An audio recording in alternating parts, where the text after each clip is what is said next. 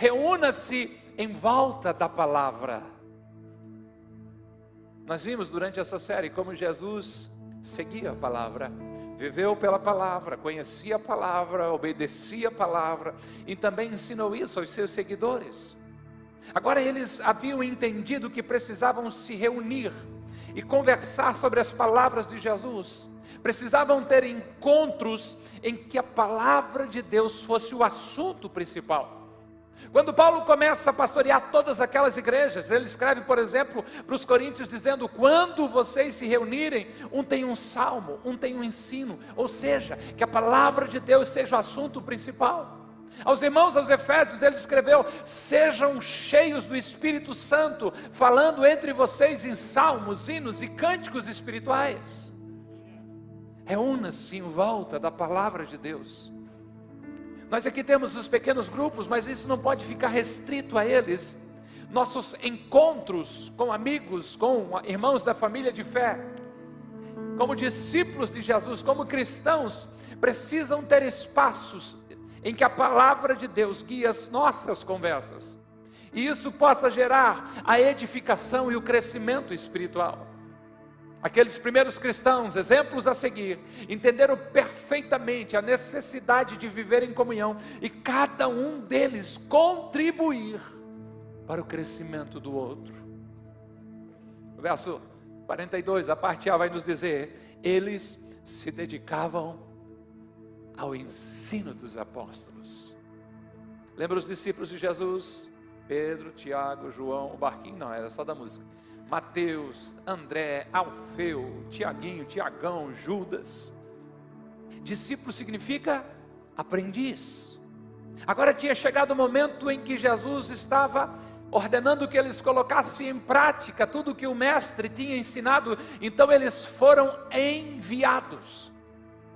Os discípulos se tornaram mensageiros de Jesus. É isso que significa a palavra apóstolos.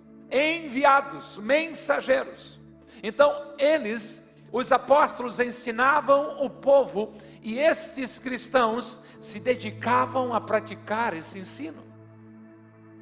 Eles ouviam Pedro ensinar sobre Jesus e saíam compartilhando com os irmãos novos na jornada de fé e vivendo esses ensinos recebidos.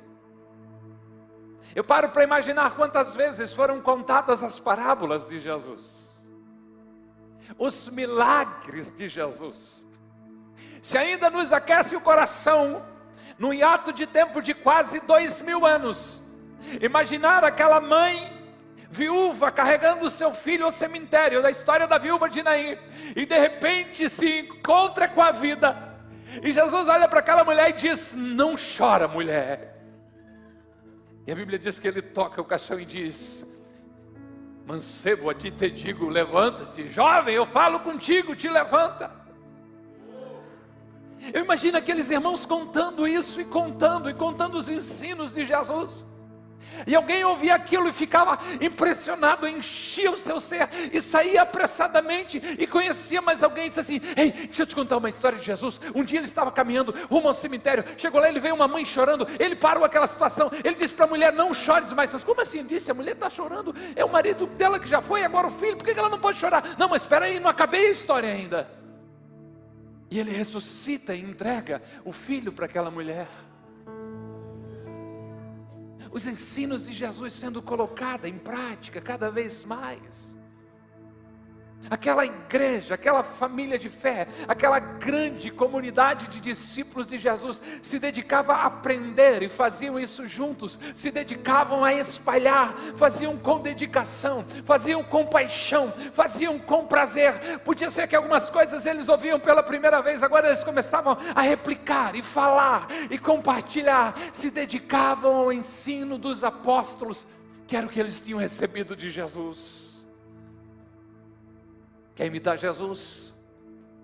Viva em comunhão, e na comunhão, você que já está um passo mais na frente, começa a compartilhar o ensino de Jesus. Quem crer e ser batizado será salvo. Você quer seguir Jesus? Negue-se a si mesmo, tome cada dia a sua cruz e o siga. Você quer seguir Jesus? Aprenda a orar então e a dizer: Senhor, perdoa os nossos pecados, assim como nós temos perdoado aqueles que nos têm ofendidos. Aprenda a perdoar de uma forma sem limites. Os ensinos dos apóstolos, que eram o ensino de Jesus. Você sabe de tudo isso? Precisa se dedicar e praticar e também compartilhar com aqueles que não sabem. Você foi chamado para transformar o mundo pela palavra de Deus. Se reúna para ensinar e para aprender com Jesus. Sem a palavra de Deus não existe razão de ser igreja. Tudo que somos vem da Escritura.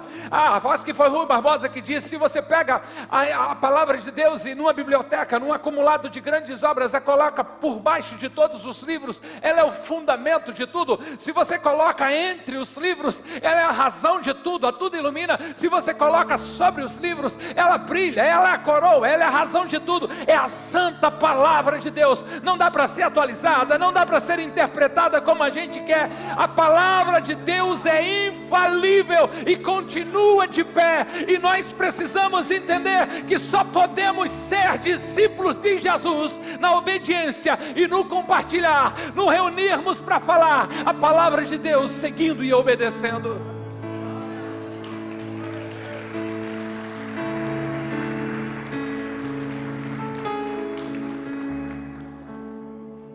John Wesley disse: eu sou fanático pela Bíblia. Que Deus levantou uma multidão de fanáticos. Mas não está na moda. E quem se importa? Gente que vai dizer isso: eu sigo a palavra de Deus, eu sigo todas as coisas, tanto as pequenas quanto as grandes. Eu amo a palavra de Deus. Tenha fome da palavra de Deus, alimente a sua mente com a palavra de Deus, compartilhe com os outros aquilo que Deus estiver falando com você. Decida viver em obediência à palavra de Deus. A palavra de Deus gera fé. Quando você está numa conversa, numa roda, e de repente o Espírito Santo lembra você de um texto bíblico, que você diz assim: peraí, para essa situação aí, o que a palavra de Deus diz, que tudo que nós pedimos a Deus em nome de Jesus, crendo, nós vamos receber. Vamos orar, Deus vai fazer, Deus é poderoso. Você traz o poder da palavra de Deus para aquela conversa. Reúna-se em volta da palavra de Deus.